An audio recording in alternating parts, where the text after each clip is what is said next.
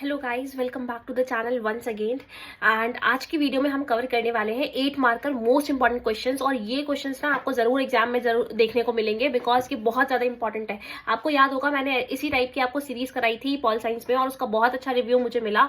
उनमें से काफी सारे क्वेश्चन जो थे वो एग्जाम में एग्जैक्टली सेम लैंग्वेज में पूछे गए थे और कुछ क्वेश्चन जो थे वो थोड़ा सा लैंग्वेज को घुमा के पूछे गए थे, बट क्वेश्चन आए थे। इवन जो कार्टून वाली सीरीज में लास्ट में लेके आई थी उसमें तो सेम कार्टून भी एक पेपर में पहुंचा हुआ था, एक पेपर में आया हुआ था। ठीक है, तो ये इतना समझ में आ रहा है कि ये जो सीरीज है वो बहुत ज्यादा इंपॉर्टेंट रहने वाली है, आपको समझ में आ गया होगा।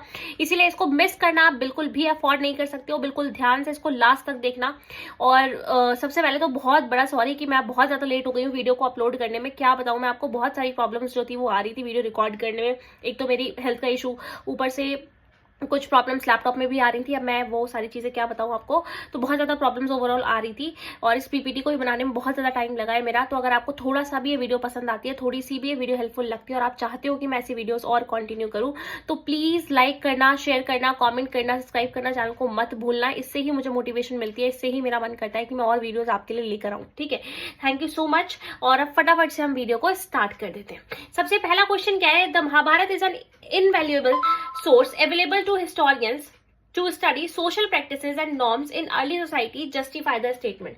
कि ये जो महाभारत है ये एक ऐसा इनवैल्यूएबल सोर्स है जो हमारे पास हिस्टोरियंस के पास अवेलेबल है, जिसके जरिए वो सोशल प्रैक्टिसेस, सोशल नॉर्म्स के बारे में पता लगा पाते हैं। इस स्टेटमेंट को जस्टिफाई करते हुए बताओ कि ये बात कैसे सही है। ठीक है, देखते हैं क्वेश्चन क्या कह रहा है। महाभारत जो अब हमने देख लिया क्वेश्चन क्या कह रहा है, आंसर देखते हैं। आंसर क्या कह रहा है कि महाभारत जो है ना वो एक बहुत ज्यादा इंपॉर्टेंट टेक्स्ट है। ये बहुत ज्यादा एक डायनेमिक और डायनेमिक टेक्स्ट है, डायनेमिक एपिक है, जो कि बहुत सारी क्या करती है, विविडनेस को कंटेन करती है। इसके अंदर बैटल्स के बारे में डिस्क्रिप्शन दिया गया है। आपको याद होगा हस्तिनापुर को लेकर जो पूरा एपिसोड होता है वो, इवन फॉरेस्ट को लेकर, पैलेसेस को लेकर, सेटलमेंट्स को लेकर सारी बातें इसके अंदर जो है वो हमें बताई गई है।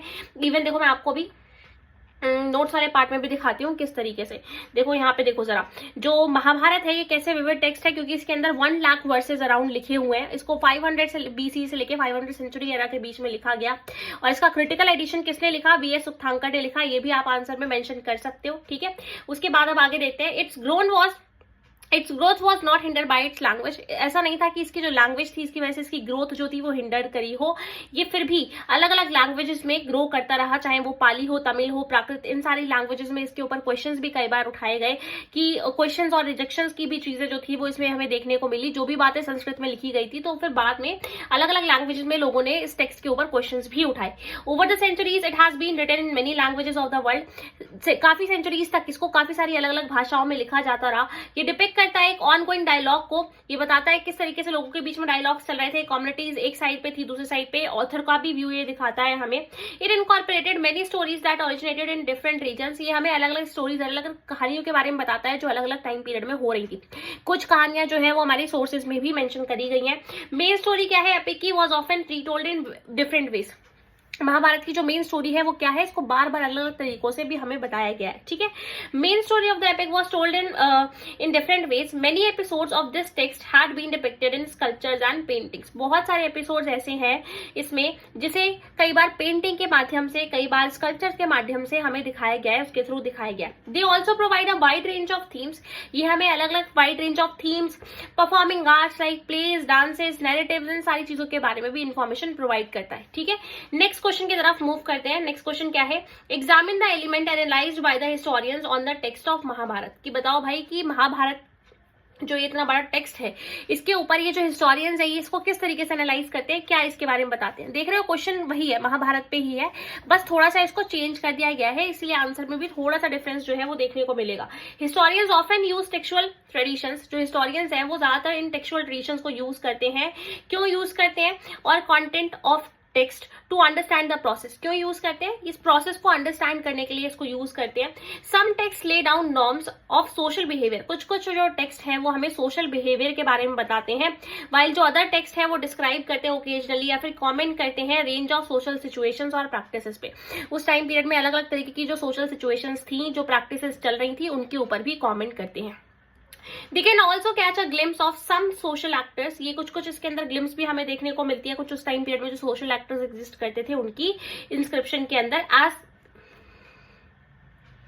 एज ईच टेक्स्ट, जैसे कि ये जो सारा का सारा जो टेक्स्ट है, इंस्क्रिप्शन है, इसको रिटर्न किया गया था डिफरेंट पर्सपेक्टिव से, पर्सपेक्टिव और स्पेसिफिक सोशल कैटेगरीज, अलग अलग सोशल कैटेगरीज की जो पर्सपेक्टिव है उनके जरिए इसको बनाया गया। और इन सारी चीजों को हमें ध्यान में रखना चाहिए कि इसको बनाया किसने। बेसिकली इसका ज्यादातर जो होल्ड था वो ब्राह्मण्स के हाथ में ही था, तो हमें पढ़ते वक्त इसको जरूर ध्यान रखना चाहिए कि इसका होल्ड किसके हाथ में था, किसके द्वारा, कब इसको बनाया गया, ऑथर, टाइम और पीरियड, ये 3 चीजें याद रखनी हमारे लिए इंपॉर्टेंट है। They also need to consider the language, हमें और क्या जरूरी है, हमें लैंग्वेज को समझने की जरूरत है, and the ways in which text is circulated, और जो ये टेक्स्ट है इसको अलग अलग भाषाओं में जैसे सर्कुलेट किया जाता है इसको भी समझना जरूरी है। इसको यूज किया गया केयरफुली। टेक्स्ट ये क्या करता है, ये जो टेक्स्ट है ये अलाउ करता है हमें कि छोटे छोटे जो टुकड़े हैं ना अलग अलग, उनको साथ में हम जोड़ कर रखें, और जो भी उस टाइम पीरियड में सोशल हिस्ट्रीज में प्रैक्टिसेस हुआ करती थी उनको हम समझ पाए। 2 थिंग्स जो है वो यहाँ पे हमें देखने को मिलती है, 2 थिंग्स देखने को मिलती है जो अपेरेंट थी। There were several common elements in the Sanskrit version of the theory evident in manuscripts found all over the subcontinent, मतलब कुछ कुछ बातें संस्कृत मैन्युस्क्रिप्ट में ऐसी लिखी थी जो हमें पूरे सबकॉन्टिनेंट में जहां पे भी उससे रिलेटेड कोई भी टेक्स्ट मिला तो वहां पे भी बातें ऐसे ही तरीके की मेंशन करी गई थी। Also evident were enormous regional variations in the ways in which the text had been transmitted over the centuries, और धीरे धीरे जैसे सेंचुरीज दर सेंचुरीज जो चीजें थी वो भी इसमें बदलाव भी आता रहा। These variations, ये सारी वेरिएशंस को भी डॉक्यूमेंट किया गया फुट नोट्स के जरिए और अपेंडिसेस के जरिए मेन टेक्स्ट में ऐड करते रहे ये लोग कि ये बातें जो है वो इस टाइम पीरियड में इस तरीके से कही जा रही है, इस टेक्स्ट के जरिए या फिर यहाँ से इस चीज का रेफरेंस लिया गया है। ठीक, तो समझ में आया कि हिस्टोरियंस किस तरीके से महाभारत टेक्स्ट को एनालाइज करते हैं। सबसे पहला क्या करते हैं, टेक्सुअल ट्रेडिशन के बारे में समझते हैं, प्रोसेस को अंडरस्टैंड करते हैं, फिर उसके बाद जो नॉर्म्स चल रहे थे सोशल सोसाइटी में बिहेवियर को समझने की कोशिश करते हैं, उसके बाद जो सोशल एक्टर्स हैं उस टाइम पीरियड के उनके बारे में भी समझते हैं इंस्क्रिप्शन के जरिए, और यहाँ पे जो सोशल कैटेगरीज, जो पर्सपेक्टिव था उन सोशल कैटेगरीज का जिनके जरिए ये महाभारत लिखी गई थी, मतलब व्हाट, whom एंड व्हेन, यानी the author, time and period को याद रखना जरूरी हो जाता है। हमें और क्या कंसिडर करना चाहिए, हमें लैंग्वेज, जो यहाँ पे भाषा जो यूज करी जा रही है उसको भी समझना जरूरी है कि कैसे ये टेक्स्ट जो था वो सर्कुलेट हो रहा था, कहाँ पे सर्कुलेट हो रहा था। और फिर जब हम केयरफुली टेक्स्ट को देखते हैं तो हमें समझ में आता है कि जो छोटी छोटी चीजें हैं, जो छोटी छोटी पीसेज हैं, इनको टुगेदर अगर हम लेकर आए, एक साथ अगर हम लेकर आए, attitudes and practices that shaped social histories, इन्हीं की वजह से जब साथ में लेकर इन सबको हम आते हैं तब हमें समझ में आता है कि ये हिस्ट्री को हमारी किस तरीके से शेप किया करते थे। ठीक है, 2 चीजें यहाँ पे अपेरेंट है। क्या है 2 चीजें अपेरेंट? कुछ यहाँ पे सेवरल कॉमन एलिमेंट्स हमें संस्कृत वर्जन की स्टोरी के भी देखने को मिलते हैं, और मैन्युस्क्रिप्ट्स का वर्जन भी हमें देखने को मिलता है, जो सब कॉन्टिनेंट में हमें मिला उसमें भी वैसी ही बातें जो थी वो लिखी गई थी। ये सारी चीजें जो है वो बहुत एनॉर्मस है, रीजनल वेरिएशंस इसमें देखने को मिलती हैं, इनको फिर फुट नोट्स और अपेंडिसेस के जरिए भी टाइम टू टाइम उसमें ऐड किया गया। ठीक, इस तरीके से क्वेश्चन को समझाने की मेरी पूरी कोशिश रहेगी यहाँ पे, ताकि ये आपको वीडियो देखते ही ये चीजें जो है वो अच्छी तरीके से रिमाइंड हो जाए, दिमाग में आपके सारी चीजें ऐसी छप जाए। ठीक है, आगे बढ़ते हैं। इसी के आगे का पार्ट क्या कह रहा है, the understanding of these processes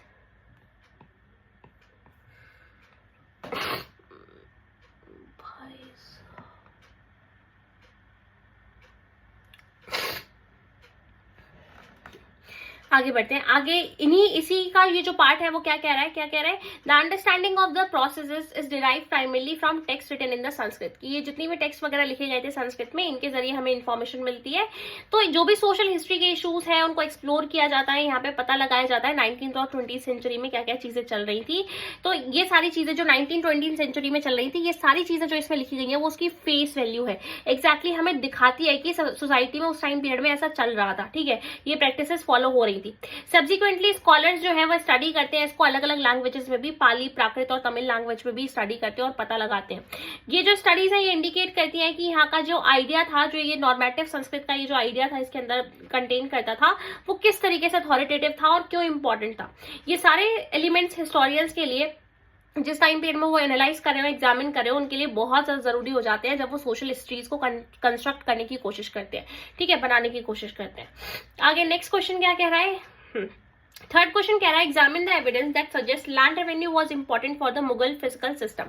बताओ भाई कि ये जो मुगल फिजिकल सिस्टम था इसके लिए लैंड रेवेन्यू कैसे इंपॉर्टेंट रोल प्ले करता था, क्या ऐसा था इसमें जो बहुत ज्यादा इंपॉर्टेंट रोल प्ले किया करता था। ये revenue from the land was economic main stay, मतलब जो यहाँ पे मुगल एम्पायर में जो रेवेन्यू आता था इनके पास लैंड से, वो बहुत ज्यादा इंपॉर्टेंट रोल प्ले करता था, बिकॉज इससे ही पूरा का पूरा मुगल एम्पायर जो था वो कहीं ना कहीं ऑपरेट हो रहा था। It was there for vital for the states, इसीलिए स्टेट्स के लिए भी जरूरी था कि वो क्या करे, एक एडमिनिस्ट्रेटिव अपैरेटस को क्रिएट करे जिससे कि एग्रीकल्चर प्रोडक्शन के ऊपर कंट्रोल रखा जा सके, जो भी एग्रीकल्चर प्रोडक्शन चल रही है उसके ऊपर कंट्रोल रखा जा सके और फिक्स कर दे रेवेन्यू, और कलेक्ट करने के लिए बता हो हमें कि अच्छा इस जगह से इतना रेवेन्यू जो है वो आएगा, ठीक है, from across the length and breadth of the rapidly expanding empire. देखो भाई, एम्पायर बढ़ेगा तो एम्पायर का फायदा भी होना चाहिए, ऐसा ना हो कि सब जमीन जो है वो आगे बढ़ती हुई चली जा रही है बट एम्पायर को कोई प्रॉफिट ही नहीं मिल रहा उसका। तो एम्पायर जैसे जैसे एक्सपैंड करा था तो रेवेन्यू को भी उतना ही एक्सपैंड कराना बहुत ज्यादा जरूरी था इस टाइम पीरियड में, ठीक है।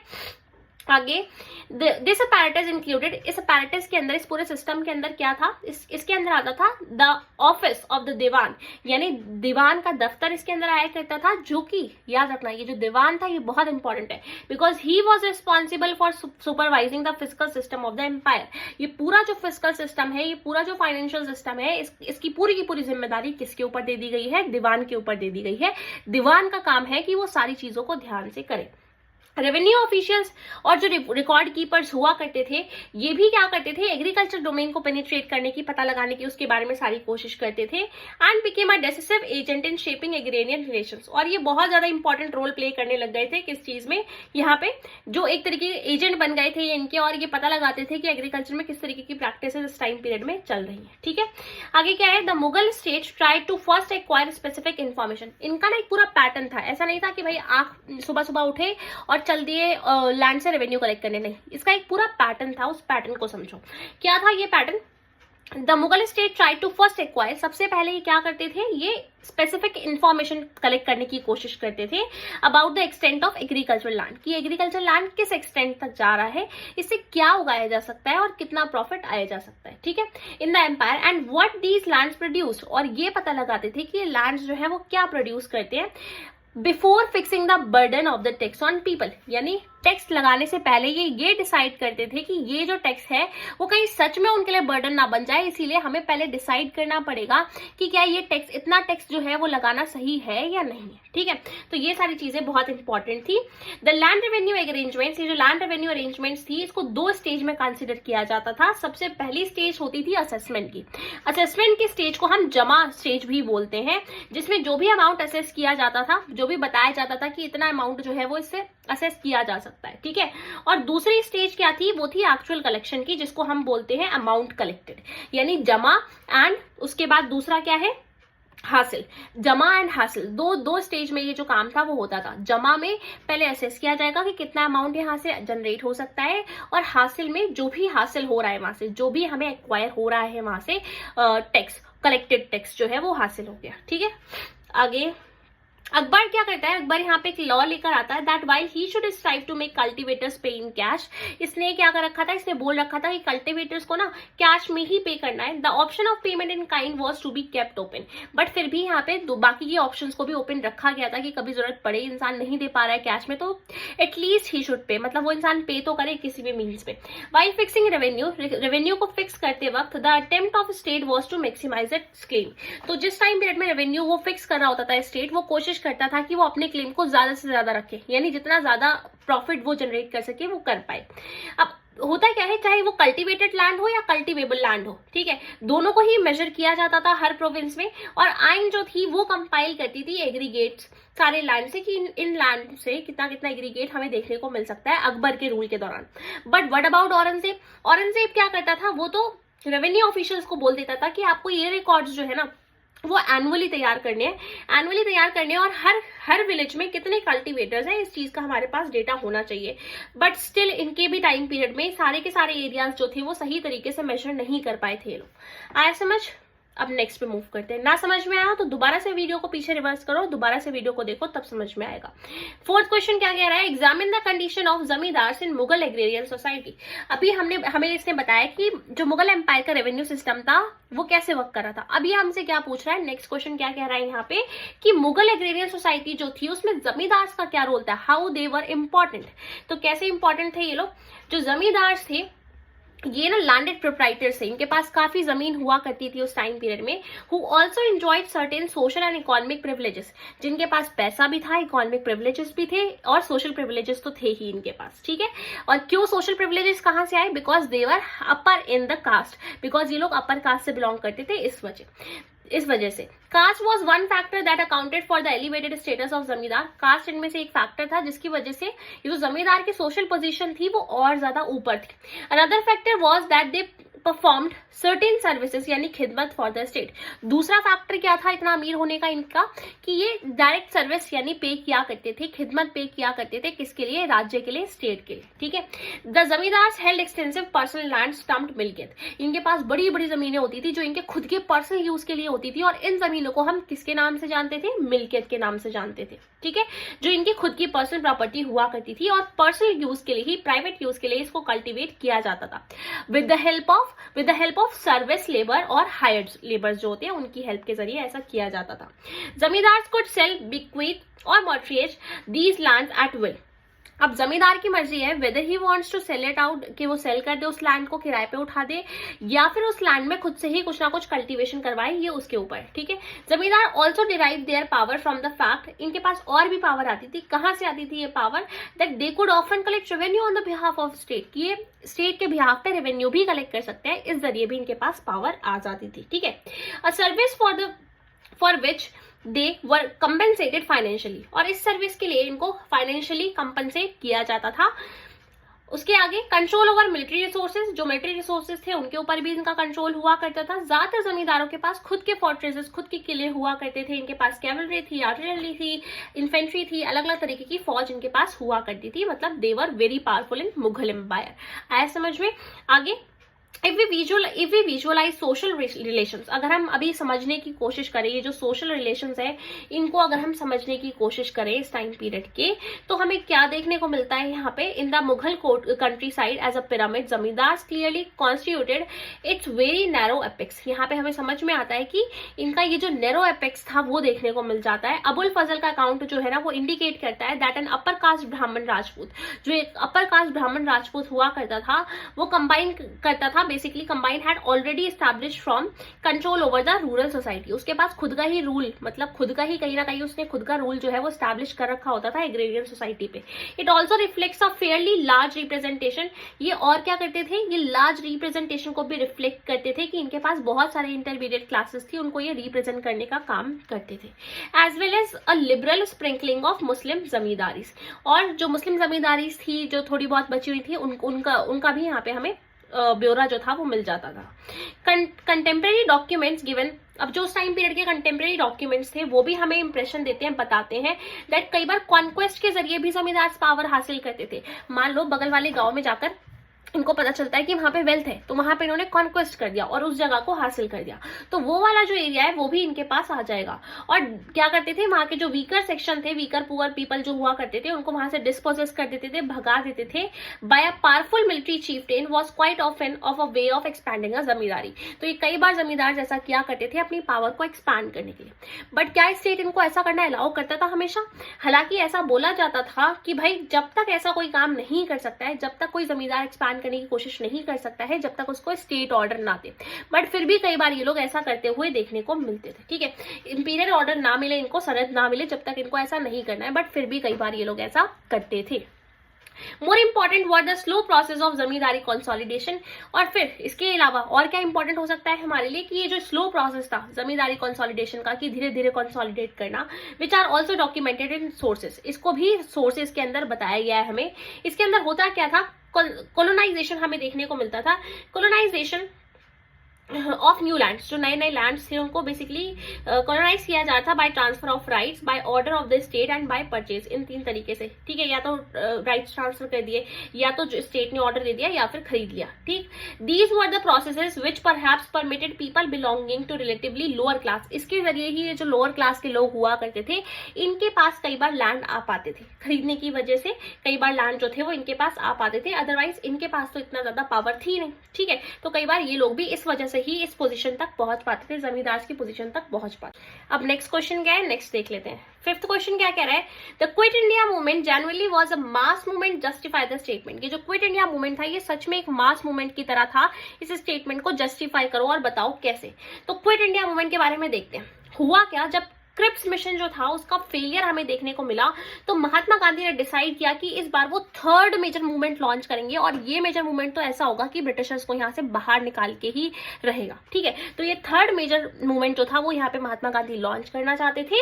नेम क्या था इस मूवमेंट का? इस मूवमेंट का नाम था क्विट इंडिया मूवमेंट, यानी भारत छोड़ो आंदोलन। Was generally a mass movement. ये सच में एक मास मूवमेंट था, बिकॉज इसमें बहुत सारे hundreds of thousands of ordinary Indians जो थे वो सब साथ में आ गए थे इस टाइम पीरियड में। It specially energised. इसकी वजह से जो यंग जनरेशन थी ना, उनका भी खून खौल गया था कि भाई नहीं, हमें भी इसमें पार्टिसिपेट करना है। In very large numbers left their colleges to go to the jail. Even उस टाइम पीरियड में इन्होंने अपने कॉलेजेस जाना भी छोड़ दिया कि हम जेल जाने के लिए तैयार हैं, बट हम भी यही चाहते हैं इस टाइम पीरियड में कि ब्रिटिशर्स जो है वो यहाँ से चले जाएं। तो समझ सकते हो कितना ज्यादा स्ट्रांग था ये movement. Failure of Cripps mission, जैसे क्रिप्स मिशन जो है वो खत्म हो जाता है, फेलियर हो जाता है उसका, तो इसकी वजह से क्या होता है, हम क्विट इंडिया मूवमेंट को लॉन्च कर पाते हैं। कब लॉन्च किया जाता है याद रखना, अगस्त 1942 में लॉन्च किया जाता है। कब? अगस्त 1942 में लॉन्च किया जाता है for the liquidation of the British imperialism, कि अब तो भाई ब्रिटिश इंपीरियलिज्म को यहाँ से हटाया जाए। ठीक है, dissatisfaction, government of India act 1935 में ये जो एक्ट आया था बेसिकली, इसकी वजह से लोगों के अंदर बहुत डिससेटिस्फैक्शन जनरेट हो चुकी थी, क्योंकि इसमें भी कहीं ना कहीं इनडायरेक्टली भी रोल जो था वो सारा का सारा ब्रिटिशर्स का ही था। Gandhi ji and other important leaders were arrested and jail. Even ऐसा नहीं था कि मतलब ये मूवमेंट जब चल रहा था तो किसी को अरेस्ट नहीं किया गया, सब कुछ बढ़िया बढ़िया चल रहा था, नहीं। महात्मा गांधी को, जवाहरलाल नेहरू के और बहुत सारे उस टाइम पीरियड में जो प्रोमिनेंट लीडर्स थे उनको उठा के जेल में बंद कर दिया गया था। The mass movement was left to the young people of India. तो अब जाते जाते ये लोग जेल में जाने से पहले कह के चले गए कि भाई अब हम ये जो मूवमेंट है वो हमारी जनता के हाथ में, हमारी यंग जनरेशन के हाथ में छोड़ के जा रहे हैं। दे आर रिस्पॉन्सिबल कि ये मूवमेंट जो है वो सक्सेसफुल होना ही चाहिए।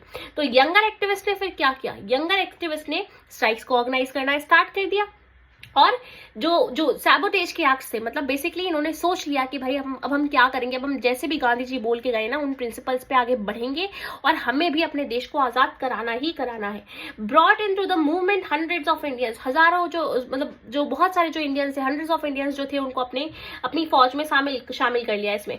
उस टाइम पीरियड में भी जो सोशलिस्ट लीडर्स थे बहुत इंपॉर्टेंट, जयप्रकाश नारायण जैसे लीडर, ये बहुत इंपॉर्टेंट रोल, अंडरग्राउंड जो रेजिस्टेंस में बहुत इंपॉर्टेंट रोल प्ले करते हैं ये उस टाइम पीरियड में।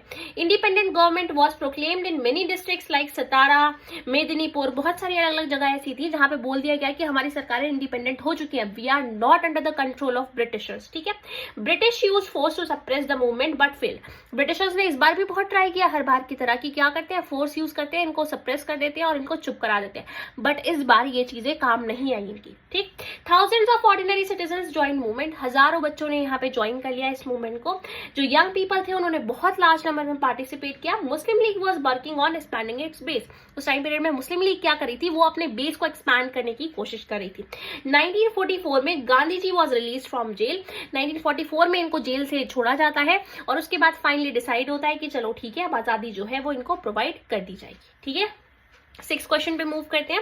6 क्वेश्चन क्या कह रहा है, examine the different kinds of sources from which the political career of Gandhi ji and the history of national movement could be reconstructed. यानी बताओ कि कैसे अलग अलग तरीकों से हम पॉलिटिकल करियर, जो गांधी जी का पॉलिटिकल करियर है उसको हम समझ सकते हैं, और जो हिस्ट्री रही है नेशनल मूवमेंट की उसमें उनका क्या रोल था इसको समझ सकते हैं।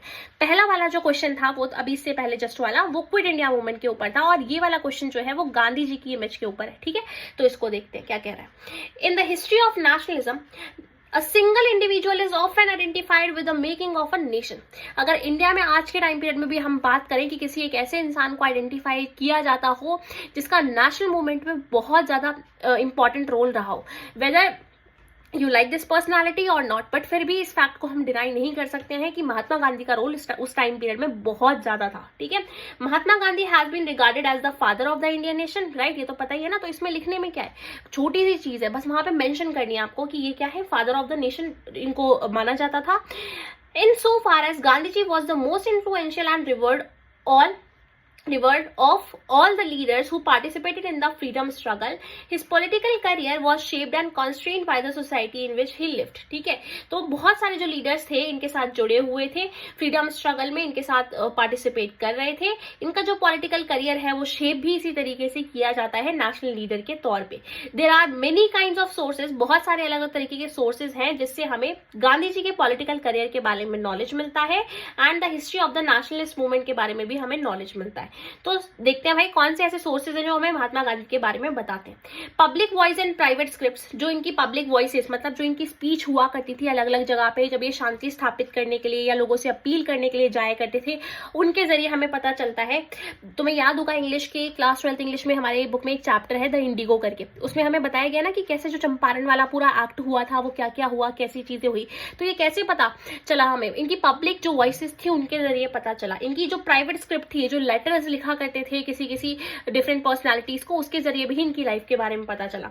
स्पीचेस जो गांधी जी ने अलग अलग जगह पे दी, उनके जो कंटेम्प्रेरीज थे उस टाइम पीरियड में उनका क्या रोल रहा, ये सारी चीजें भी हमें पता चलती हैं। Personal and private letters on political and private thoughts about the country, कि इनकी सच में सोच क्या थी कंट्री को लेकर, ये सारी चीजें हमें पता चलती हैं।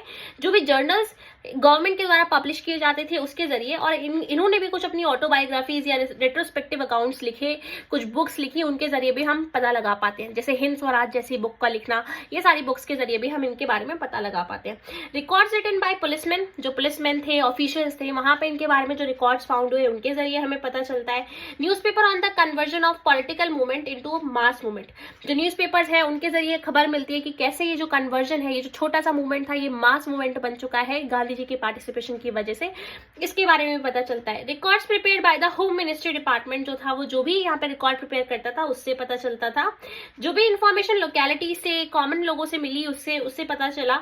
जो गांधी जी की पिक्चर है वो रिवील करती है how he perceived by the people, कि लोग उनको किस तरीके से देखते थे, किस नजरिए से देखते थे। For Knightley reports of various provinces, और अलग अलग जगह की जो प्रोविंसेस की रिपोर्ट्स थी उनके जरिए भी गांधी जी के बारे में हम पता लगा पाते हैं। ठीक है, तो ये डिफरेंट सोर्सेज हैं, इनके बारे में वहां पे मेंशन कर देना कि ऐसे ऐसे हमें गांधी जी के बारे में पता चलता है। अच्छा, अगर वो तुमसे पूछ रहे हैं कि भाई सिर्फ गांधी जी के बारे में नहीं, हमें बताओ नेशनलिस्ट मूवमेंट के बारे में तुम्हें कैसे पता चलता है, तो उसमें से भी हम काफी सारे पॉइंट्स इनमें से यूज कर सकते हैं। ठीक, नेक्स्ट क्वेश्चन क्या कह रहा है, describe the familiar relationship observe during Mahabharata era. तो ये जो फेमिलियर रिलेशनशिप थी इसके बारे में बताओ, जो फेमिलियर टाइज हुआ करते थे महाभारत एरा के टाइम पीरियड में, वो कैसे हुआ करते थे। इन पे क्वेश्चन जो है वो पूछा जाता है। हो सकता है कि मैरिजेस पे पूछ लें, हो सकता है वो फेमिलियर टाइज पे पूछ लें, तो हमें उसके लिए प्रिपेयर्ड रहना चाहिए। अभी हम 8 मार्क वाले क्वेश्चन कर रहे हैं तो उसके अकॉर्डिंग के आंसर्स भी हैं। Families are usually parts of larger network of people defined as relative kinfolk. अब जो families थी ना वो larger network का पार्ट हुआ करती थी बेसिकली, जिनको relatives या kinfolk के नाम से भी जानते हैं। People belonging to the same family, जो लोग सेम फैमिली से बिलोंग करते थे, फूड शेयर करते थे, रिसोर्सेज शेयर करते थे, वर्क करते थे, साथ में रहते थे, एंड रिचुअल्स टुगेदर परफॉर्म किया करते थे। इसी पूरी एंटाइटी को हम फैमिली के नाम से जानते हैं। Familial ties were often regarded as natural and blood based. जो फेमिलियल टाइज थे उनको और पता लगाने का क्या तरीका था कि ये जो रिश्ते हैं ना वो ब्लड बेस्ड होंगे और नेचुरल होंगे, तो यही रिश्ते जो है वो मेन फैमिली का पार्ट है। रूल्स अबाउट पेट्रिलिनी के बारे में हमें पता चलता है कि किस तरीके से वहां पे रूल चल रहा था पेट्रिलिनी का। Mahabharata shows patriliny by describing a feud over land and power between the Kauravas and Pandavas, कि पूरा एक्ट जो है वो मैं समझाती हूँ अभी आपको, जस्ट 1 मिनट के लिए रुकना। देखो भाई, ये मेरे खुद के प्रिपेयर करे हुए नोट्स हैं जिससे आपको एक आइडिया मिल जाएगा। मैं बता देती हूँ क्या है। महाभारत में एक ऐड किया गया है, एक पार्ट है जिसको बोलते हैं आदि परवान। ठीक है, तो आदि परवान में ना 2 भाइयों के बारे में बताया हमें बेसिकली, एक है धृतराष्ट्र और दूसरे हैं पांडु। ठीक है, ये 2 ब्रदर्स हैं, इनके बारे में बताया गया है। दे बोथ बिलोंग्स टू कुरु महाजनपदा। कहाँ से बिलोंग करते थे ये दोनों के दोनों? कुरु महाजनपदा से बिलोंग करते थे। अब धृतराष्ट्र जो थे ना, ही वॉज ब्लाइंड, वो देख नहीं सकते थे, वो ब्लाइंड थे। और अब होता क्या है, तो सब लोगों को जो है वो ऐसा लगता है कि धृतराष्ट्र जो है वो इनकैपेबल है रूल करने के लिए, इसीलिए हमें क्या करना चाहिए, इनके जो दूसरे भाई हैं उनको ये जो ट्रांसफर है वो कर देना चाहिए। तो ये ट्रांसफर कर देते हैं, पावर का ट्रांसफर पांडु के पास पहुंच जाता है। बट होता क्या है, पांडु की प्री मैच्योर डेथ हो जाती है, समय से पहले मृत्यु हो जाती है। हस्तिनापुर की ये जो जगह है इसको लेकर होती है यहाँ पे लड़ाई शुरू। ठीक है, तो इस लड़ाई में होता क्या है कि अब बोला जाता है कि भाई इन दोनों में से किसको रूल करना चाहिए, क्योंकि अकॉर्डिंगली पांडु के बाद तो उनके जो बेटे हैं पांडवास उनको रूल करना चाहिए, और धृतराष्ट्र के जो बेटे हैं कौरवास, उनका कहना है कि भाई हमारे फादर जो थे वो ब्लाइंड थे, जनता को ऐसा लगता था इनकैपेबल है, इसलिए उस टाइम पीरियड में रूल ट्रांसफर कर दिया गया था, तो इस अकॉर्डिंग हमारा रूल होना चाहिए हस्तिनापुर पे। तो इसी चीज को लेकर ये जो बैटल है, ये जो लड़ाई है वो हो जाती है हस्तिनापुर में, जिसमें कौरवास जो है उनकी हार होती है, कौरवास हार जाते हैं और जो पांडवास है वो इसमें जीत जाते हैं। ठीक है, तो इसमें इसके बाद क्या होता है, पेट्रीलिनियल सक्सेशन जो है वो हमें देखने को मिलता है, यानी जो जैसे पिता है तो उसके बाद फिर उसके जो बेटे हैं वो आएंगे, और उसके बाद अगर उसके बेटे नहीं है बेसिकली तो उसके भाई आएंगे, तो इस तरीके से जो चीजें हैं वो चलती रहेंगी। पेट्रीलिनियल सक्सेशन के बारे में ही यहाँ पे आंसर में भी मेंशन किया गया है। यहाँ पे बताया गया है कि किस तरीके से जो पेट्रीलिनी थी वो वर्क करती थी। कौरवास और पांडवास का एग्जांपल देके मैंने पूरा अच्छे से समझा दिया आपको। Most ruling dynasties follow patrilineal practices. तो ज्यादातर उस टाइम पीरियड में डायनेस्टीज वर्क करती थी वो पेट्रीलिनियल सक्सेशन को ही फॉलो किया करती थी, इन प्रैक्टिसेस को फॉलो किया करती थी विद लिटिल वेरिएशन। इनमें बहुत ही कम वेरिएशन, हमें ना के बराबर वेरिएशन देखने को मिलता था। इन वेरी एक्सेप्शनल सर्कमस्टांसेस, बहुत सारे एक्सेप्शनल सर्कमस्टांसेस में कई बार ऐसा होता था कि जो औरतें हैं वो भी रूल करेंगे। जैसे प्रभावती गुप्ता का एग्जाम्पल हमें यहाँ पे देखने को मिल जाता है, जो पावर भी एक्सरसाइज करती हैं इस टाइम पीरियड में। ठीक है, उसके बाद क्या है, जो मैरिजेस थे उनको लेकर कुछ रूल्स भी बनाए गए थे। There were 2 systems of marriage, 2 तरीके की शादियां हुआ करती थी, that is endogamy and exogamy, यानी इनसाइड द कम्युनिटी और आउटसाइड द कम्युनिटी। 2 तरीके की जो मैरिजेस थी उस टाइम पीरियड में हुआ करती थी। अब मैरिजेस का अगर कॉन्सेप्ट देखें तो girls were married at the right time, मतलब ऐसा माना जाता था कि जो राइट एज है उनकी कंसिडर जो करी जाती है उस समय पे उनकी शादी जो है वो करनी चाहिए, and to the right person, और राइट इंसान के साथ करनी चाहिए। कन्यादान जो था वो एक गिफ्ट होता था, एक डॉटर को एक गिफ्ट दिया जाता था मैरिज में, और ये बहुत ज्यादा इंपॉर्टेंट रिलीजियस ड्यूटी मानी जाती थी उस फादर की। ठीक है, कि जो कन्यादान है वो बहुत ही ज्यादा इंपॉर्टेंट ड्यूटी है फादर की। There are 3 types of marriages. उस टाइम पीरियड में 3 तरीके की मैरिजेस हुआ करती थी, मोनोगैमी, पॉलीगैमी एंड पॉलीएंड्री। तो मोनोगैमी में क्या है कि इंसान जो है वो एक ही शादी कर रहा है। फिर पॉलीएंड्री और पॉलीगैमी में क्या है कि एक औरत है जिसके एक से ज्यादा हस्बैंड है, और एक जो हस्बैंड है उसके एक से एक जो मैन है उसकी एक से ज्यादा वाइफ है। तो ये पॉलीएंड्री और पॉलीगैमी जो थी वो इस तरीके से काम करती थी। ठीक है, marriage norms were compiled in. अब मैरिज नॉर्म्स के बारे में, जो शादियां हैं उनके बारे में कहाँ बताया गया है, हमें इसके बारे में बताया गया है धर्म सूत्रास और धर्मशास्त्रास के अंदर और मनुस्मृति के अंदर मेंशन किया गया। These texts recognised as many as 8 forms of marriages. इन जो ये जो टेक्स्ट है इनके अंदर, इन 3 टेक्स्ट के अंदर ना 8 फॉर्म्स ऑफ मैरिजेस के बारे में बताया गया कि 8 तरीके की जो शादियां थी वो होती थी। ठीक है, द गोत्रा रूल्स फॉर विमेन, जो कुछ रूल्स बनाए गए थे विमेन के लिए, गोत्रा रूल्स, की ईच गोत्रा वाज नेम्ड आफ्टर अ वैदिक सीड। किसी ना किसी वैदिक ऋषि के नाम पे ही एक गोत्र को जो है वो बनाया जाता था। And all members of the same गोत्रा वर रिगार्डेड एज हिज डिसेंडेंट, और सारे जितने भी मेंबर हुआ करते थे उस गोत्रा के वो उसके डिसेंडेंट ही माने जाते थे। तो मतलब बेसिकली लॉजिकली होगा क्या कि जो भी उस वैदिक सीड के डिसेंडेंट हैं वो सारे के सारे आपस में ब्रदर एंड सिस्टर जो है वो बन जाएंगे। ठीक है, तो 2 की रूल्स थे गोत्रा को लेकर कि a women was expected to abandon her father gotra after marriage, कि जैसे ही उसकी शादी हो जाएगी एक औरत की तो वो अपनी उसका जो खुद का गोत्रा है वो उसको एबॉलिश कर देगी, खत्म कर देगी या अबैंडन कर देगी, और अपने हस्बैंड का जो गोत्रा है उसको अडॉप्ट कर लेगी। दूसरी चीज क्या बोली जाती थी कि मेंबर्स ऑफ द सेम गोत्रा कुड नॉट मैरी, कि एक ही गोत्र के जो लोग हैं वो शादी आपस में नहीं कर सकते हैं, because they were considered as brother and sister.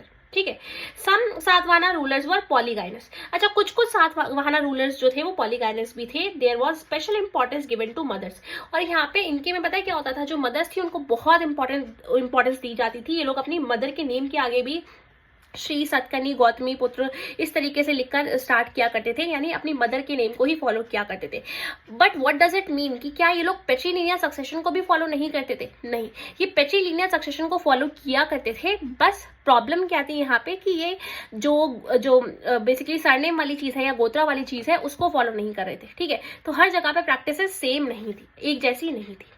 आगे बढ़ते हैं, नेक्स्ट क्या है, question number 8, describe the social implications of access to resources during Mahabharata period. Mahabharata period के दौरान जो सोशल इम्प्लीकेशंस है रिसोर्सेज को लेकर जो हमें देखने को मिलते हैं उनके बारे में हमें बताना है कि किस तरीके से जो सोसाइटी में चीजें इम्प्लाई करी जाती थी, लागू करी जाती थी। जेंडर्ड एक्सेस टू प्रॉपर्टी, अब होता क्या था भाई कि जो फीमेल है उनके पास इतना एक्सेस नहीं था जितना कंपेरेटिवली मेल के पास हुआ करता था। अकॉर्डिंग टू द धर्मशास्त्र के अकॉर्डिंग जो पेटर्नल स्टेट है उसको डिवाइड किया जाएगा equally among sons after the father's death, मतलब जैसे ही पिता की जो मृत्यु है वो हो जाएगी उसके बाद क्या किया जाएगा, जो भी पेटर्नल स्टेट है, जो भी प्रॉपर्टी है पापा की, उसको बेटों के बीच में इक्वली डिवाइड किया जाएगा, जिसमें से कि एक स्पेशल शेयर जो है वो जो बड़ा वाला बेटा होगा उसको उसमें से स्पेशल शेयर जो है वो प्रोवाइड किया जाएगा। वही जो विमेन है, जो औरतें हैं, उनका उसमें कोई भी शेयर नहीं होगा, उसमें कोई भी उनका भाग या अधिकार नहीं होगा। Women were allowed to retain stridhana, उनको बोला जाता था कि आप अपना स्त्री धन जो है वो एक्वायर कर सकते हो, which could be inherited by their children, और वो उनके चिल्ड्रन जो उनके खुद के बच्चे हैं वो उसको इनहेरिट भी कर सकते हैं इस पूरे स्त्री धन को, without any claim by the husband, मतलब हस्बैंड का उस पर कोई क्लेम नहीं होता था, सिर्फ और सिर्फ और जो फीमेल थी बेसिकली उसी के लिए वो पूरा का पूरा स्त्री धन जो था वो था, और वो चाहे तो वो अपने बच्चों को भी ट्रांसफर कर सकती थी। वेल्दी वुमेन का कॉन्सेप्ट अगर हम बात करें यहाँ पे तो क्या है कि for example the Vakataka queen Prabhavati Gupta, जो यहाँ की बेसिकली क्वीन थी प्रभावती गुप्ता, इनके पास प्रॉपर्टी थी इंक्लूडिंग लैंड्स। तो कई बार कुछ कुछ एक्सेप्शनल केसेस भी हमें देखने को मिल जाते हैं। Epigraphic and textual evidence suggest that upper class women had access to resources. तो इससे ये पता चलता है कि कई बार हमेशा जरूरी नहीं था कि ऐसा ही हो कि फादर की जो प्रॉपर्टी है वो बेटों के बीच में ही बट रही है। कई बार ऐसा होता था कि अगर कोई वुमेन रिच फैमिली से बिलोंग करती है तो उसके पास, अगर वो अपर क्लास से बिलोंग करती है बेसिकली, तो उसके पास डिफरेंट रिसोर्सेज का एक्सेस हो सकता है, जैसे लैंड हो सकता है, कैटल हो सकता है, मनी हो सकता है। वर्ना इन्फ्लुएंस एक्सेस टू प्रॉपर्टी। वर्ना एक बहुत इंपॉर्टेंट रोल प्ले करता था कि किसी इंसान के पास कितना एक्सेस होगा उस प्रॉपर्टी का। ठीक है, the regulation of wealth was based on varna criteria. जो भी वेल्थ का रेगुलेशन था वो भी वर्ना क्राइटेरिया पे बहुत इन्फ्लुएंस था। जैसे हायरार्की एक जो सोसाइटी के अंदर क्रिएट कर दी गई है कि भाई सबसे ऊपर जो है वो टॉप पे ब्राह्मण्स है, उसके बाद क्या है, फिर उसके बाद क्षत्रिय है, उसके बाद यहाँ पे वैश्यास है, देन उसके बाद शूद्रास है। ठीक है, तो इस तरीके से जो हायरार्की सोसाइटी में क्रिएट कर दी गई है, इससे ये भी मैटर करता था कि किस इंसान के पास कितनी ज्यादा वेल्थ होगी। A variety of occupations were listed for different varnas. Different varnas के लिए डिफरेंट ऑक्यूपेशंस बताई गई थी। उसका पूरा पिरामिड यहाँ पे बता के एक्सप्लेन कर दोगे कि ब्राह्मण्स को एक्सपेक्ट किया जाता था कि वो क्या कर सकते हैं, वो दान कर सकते हैं, दान ले सकते हैं वो, और क्या कर सकते हैं, उनका काम है टीचिंग करना।